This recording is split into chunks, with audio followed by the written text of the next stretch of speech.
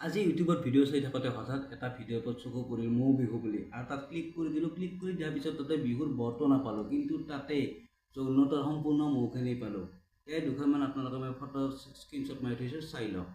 আৰু ইয়াৰে কেইদিনমান আগতে এটা গান আছিল খগেন বুলি, যিটো গানত বৰ্তমান আজিৰ তাৰিখত ভিউজ 25 লাখৰ ওপৰত আছে আৰু তেওঁৰ ছাবস্ক্ৰাইবাৰ আছে কিবা 47,000 কিবা, এইখিনি ইমান ভালকৈ মোৰ মনত নাই।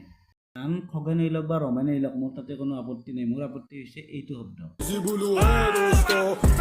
সস্তীয়া গানত ইমান ভিউজ পোৱাটো আজিৰ দিনত কিমান সহজ হৈ গৈছে, আৰু কিছুমান ভাল ভাল গায়কৰ আজিৰ তাৰিখত ভিউজ নাই।